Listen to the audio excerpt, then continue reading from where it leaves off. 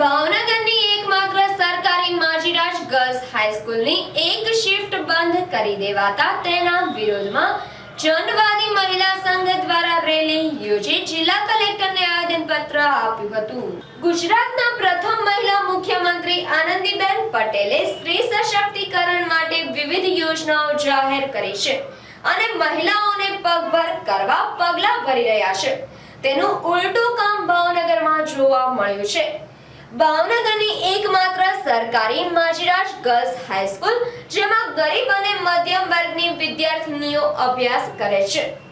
માજીરાજ girls high school જે સવાર અને બપોર એમ બે શિફ્ટમાં ચાલતી હતી તેને બદલે અચાનક એક જ શિફ્ટમાં બદલી નાખતા અનેક વિદ્યાર્થીનીઓને મુશ્કેલી પડી છે।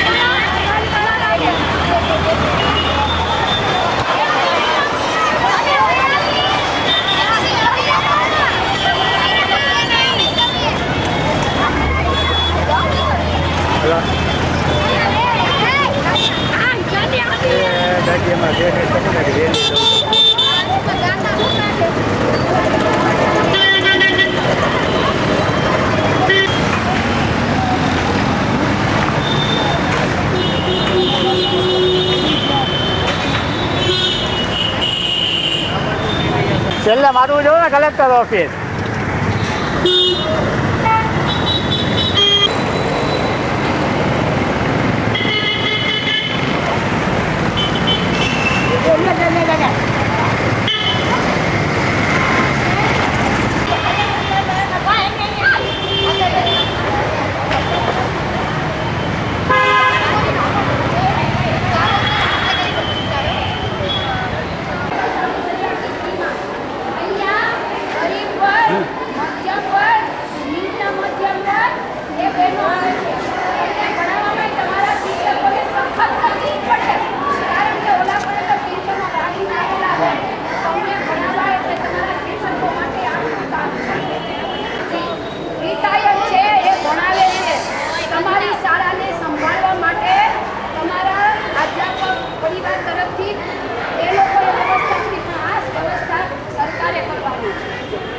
નલિની જાડેજા, અખિલ ભારતીય જનવાદી મહિલા સંગઠન સ્ટેટ પ્રેસિડેન્ટ।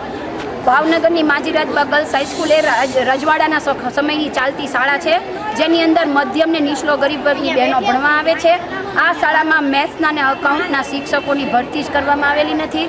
20મી તારીખથી પરીક્ષાઓ શરૂ થઈ રહી છે, પરંતુ હજી એમનો અભ્યાસક્રમ આગળ થયો નથી। પહોંચીને એક દિવસમાં એ લોકોએ રાતોરાત શાળાની સવારની શિફ્ટ બંધ કરી દીધી છે અને બપોરની શિફ્ટમાં ચાલુ રાખ્યું છે।